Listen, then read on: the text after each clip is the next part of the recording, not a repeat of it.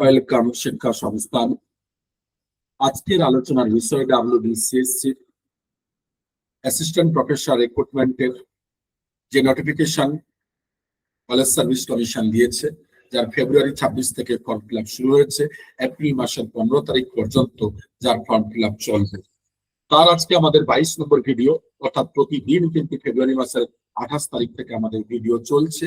প্রতিদিন ইন্টারভিউ পর্যন্ত সিরিজ থাকছে। আগের ভিডিওগুলো দেখার জন্য অবশ্যই আমাদের ডেসক্রিপশন বক্সের লিঙ্কগুলো ফলো করুন, প্রত্যেকটি লিঙ্ক রয়েছে।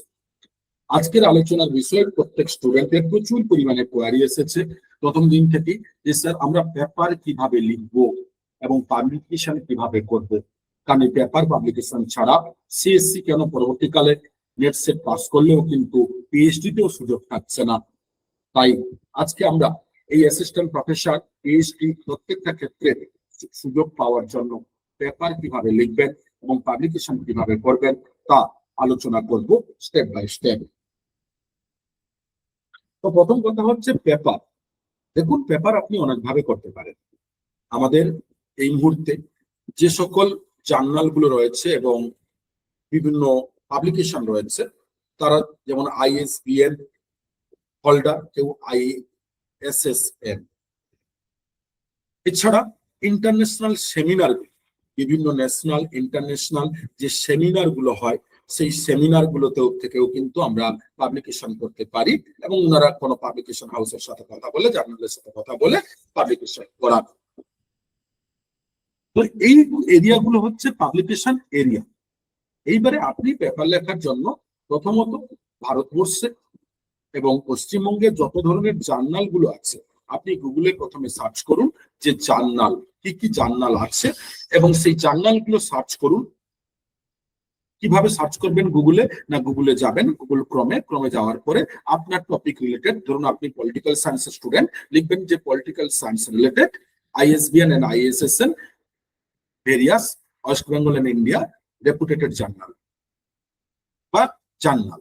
এই যতগুলো জার্নাল রয়েছে, বা কারো সাবজেক্ট এডুকেশন, একইভাবে কারো সাবজেক্ট ফিলোসফি, কারো সাবজেক্ট বাংলা, কারো সাবজেক্ট হিস্ট্রি, কারো সাবজেক্ট ফিজিক্স, কেমিস্ট্রি, প্রত্যেকে সার্চ করবেন। সার্চ করার পরে যে জার্নাল গুলো দেখতে পাবেন তার অবশ্যই প্রিন্ট আউট প্রত্যেকে রাখুন এবং সেই প্রত্যেকটি জার্নালের আবার ক্লিক করুন, তাদের ডিটেলস ভেতরে অলরেডি প্রবেশ করুন।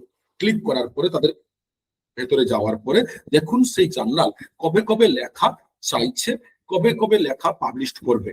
অর্থাৎ বিভিন্ন সংখ্যা হয়, কারোর ত্রৈমাসিক হয়, কারোর প্রতি মান্থে হয়, কারোর 15 দিনে হয়, কারো সবসময় লেখা নেয়। তো সেটা দেখুন তারা কবে কি লেখা নিচ্ছে এবং প্রত্যেকের ওইখানে থাকে কি এরিয়ার উপরে লেখা নিচ্ছে, ওরা কোন জার্নাল কবে পাবলিশ করবে, কবের মধ্যে জমা দিতে হবে এবং কোন এরিয়ার উপরে, অর্থাৎ আপনার সাবজেক্টের এরিয়া ফিক্সড করে দেয় ওরা। যেমন এডুকেশনের ধরো বললো যে কালচার, সোসিওলজি ইত্যাদি, কিংবা পলিটিক্যাল সায়েন্সের বললো ইন্টারন্যাশনাল রিলেশনশিপ কিংবা ইন্টারন্যাশনাল জিওপলিটিক্স এইরকম, কিংবা বাংলার বললো নাটক, কিংবা মহাশ্বেতা দেবী, কিংবা ঈশ্বরচন্দ্র বিদ্যাসাগর, এইরকম বিভিন্ন এরিয়া থাকে। সেই প্রত্যেকটি জার্নালের যে সংখ্যায় বার করবেন সেই সংখ্যার এরিয়াগুলো দেখুন। এবারে সেই এরিয়া থেকে আপনি কোনো একটা আপনার পছন্দের এরিয়া সিলেক্ট করুন এবং সেই এরিয়াতে আপনি লেখা শুরু করবেন, অর্থাৎ লিখবেন। সেখানে শব্দ দেওয়া থাকে, হয়তো কারোর 3000 ওয়ার্ড, কারোর 5000 ওয়ার্ড, কারোর 2000 ওয়ার্ড, সেটা দেখে নিন। দেখার পরে এইবারে আপনার এরিয়া ফিক্সড করার পরে আপনি আপনার টপিক সিলেক্ট করুন, অর্থাৎ আপনি কি টপিক নিয়ে লিখবেন। ধরুন কেউ এডুকেশনের সোসিওলজির এরিয়ার উপরে রয়েছে, আপনি লিখলেন যে SC ST পশ্চিমবঙ্গে, অর্থাৎ পশ্চিমবঙ্গে তপশিলি জাতি এবং উপজাতিদের তার এডুকেশনাল কন্ডিশন, পশ্চিমবঙ্গের বর্তমান অবস্থা, বা তারা টেকনোলজিতে কোনো ফ্যাসিলিটি পাচ্ছে কিনা, অর্থাৎ পার্টিকুলার একটা টপিক ঠিক করুন। সেই টপিকটা ফিক্সড করার পরে এইবারে আপনার কাজ কি না, আপনি প্রথমত টপিকটা মাথায় রাখবেন কত ওয়ার্ডের মধ্যে, না টপিকটা সবসময় ছোট করবেন, টাইটেলটা সবসময় ছোট করবেন। টাইটেল যেটা লিখবেন 5 থেকে 7টা 8টা ওয়ার্ডের মধ্যে হলে খুব ভালো হয়, যত ছোট ওয়ার্ডে হবে তত কিন্তু ভালো। তাই টপিক বা টাইটেল ফিক্সড করার পরে আপনি এবার ঠিক করুন আপনি ওই টপিকের কি কি বিষয় আলোচনা করবেন, অর্থাৎ তার অবজেক্টিভস গুলো কি কি, উদ্দেশ্য কি কি। তাই উদ্দেশ্য 3 থেকে 4টে আপনি লিখুন, অবজেক্টিভ বলে 3 থেকে 4টি বাক্যে লিখুন, যে বাক্যগুলো কিন্তু বেশি নয়, যাতে 5 থেকে 7, 8টা 10টার শব্দের মধ্যে বাক্য হয়। সেটা মাথায় রাখবেন। 3 থেকে 4টে অবজেক্টিভ যথেষ্ট। এরপরে আপনার এই অবজেক্টিভের অর্থাৎ এই টাইটেলের মূল বিষয়গুলো কি এবারে আলোচনা শুরু করবেন। তার জন্য কি করবেন, টপিকটা পড়ে নেবেন। পড়ার পরে আপনি যেভাবে গ্রাজুয়েশন মাস্টার্সে কোনো নোটস লিখতেন ঠিক সেইভাবে নয়, কিন্তু ওই রকম একটা ফরম্যাট ফলো করুন যে আমি একটা টপিকের কি কি দেব। যদি 3000 ওয়ার্ড বলে প্রায় 5 থেকে 6টা সেন্টেন্সের মধ্যে হবে, তাহলে 5 থেকে 6টা সেন্টেন্সের মধ্যে একটা টপিকের মূল বিষয় আলোচনা করলাম, তার ইম্পর্টেন্স আলোচনা করলাম, তার সিগনিফিকেন্স আলোচনা করলাম পয়েন্ট বাই পয়েন্ট। সেইভাবে আপনি আপনার ইংরেজি বা বাংলা যে কোনো ভাষায় লিখুন এবং লেখার পরে টাইটেলের দেওয়ার পরে দেখবেন অবজেক্টিভস এর মাঝখানে এবারে অ্যাবস্ট্রাক্ট বলে একটা পার্ট থাকবে। এই অ্যাবস্ট্রাক্টে কি লিখবেন না, অ্যাবস্ট্রাক্টে আপনি লিখবেন আপনার যে আলোচনার বিষয় মেন থিম কি সেটা আপনি লিখবেন অ্যাবস্ট্রাক্টে। কি বললাম, আপনার আলোচনার বিষয় মেন থিম কি সেটা অ্যাবস্ট্রাক্টে লিখবেন। সেটা মূলত 7 থেকে 10 লাইনের মধ্যে হলেই ভালো হয়। তাহলে আপনার প্রথম কাজ হলো টাইটেল সিলেকশন করা। টাইটেলটা প্রথমেই বলে দিয়েছি যে 5 থেকে 7-8টা শব্দের মধ্যে করুন ছোট করে।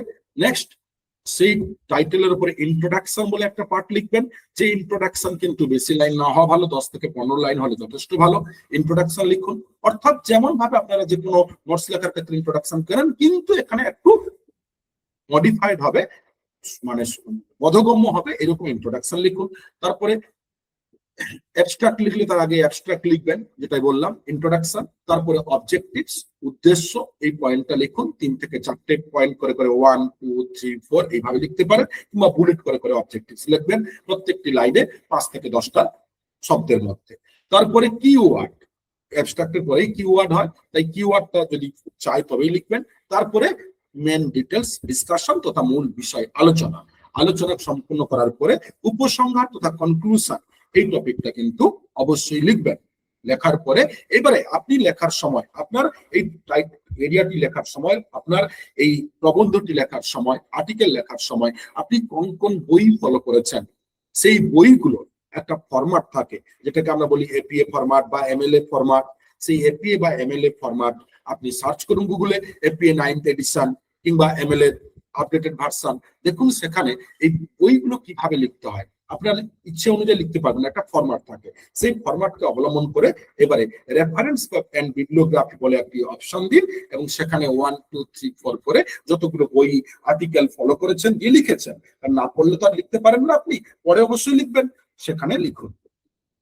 হয়ে গেল আপনার একটি নির্দিষ্ট পেপার। এবারে জমা দিন, ওদের ওখানে পাঠান।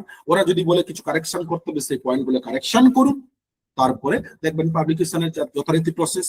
তাহলে পেপার লিখবেন কিভাবে, আর পাবলিকেশন কি বললাম, যে জার্নালে যে ডেট দিচ্ছে সেই অনুযায়ী লিখুন এবং তাদের নির্ধারিত মেল আইডি বা বিভিন্ন থাকে হোয়াটসঅ্যাপ ইত্যাদি পাঠান, এবং পাঠানোর পরে ওরা অ্যাপ্রুভ করলে আপনার লেখা পাবলিশ হবে।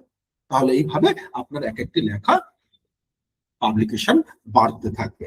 এই এপিএ এমএলএ এই এডিশন গুলো নিয়ে আমরা আরো পরবর্তীকালে আলোচনা করব। অবশ্যই আমাদের কোনো না কোনো এই সিএস সিরিজে আপনারা পাবেন। তাই অবশ্যই এইরকম প্রতি মুহূর্তে CSC related, net set related, assistant professor হওয়ার জন্য, যাবতীয় বিষয় জানার জন্য, ইন্টারভিউ ডেমো স্কিল জানার জন্য আমাদের চ্যানেলটিকে অবশ্যই সাবস্ক্রাইব করুন, শেয়ার করুন এবং নোটিফিকেশন বার অন করুন, যাতে সঠিক সময়ে আপনারা ভিডিওটি জানতে পারেন এবং দেখতে পারেন।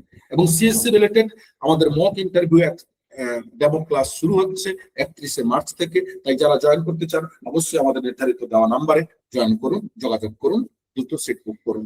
ধন্যবাদ।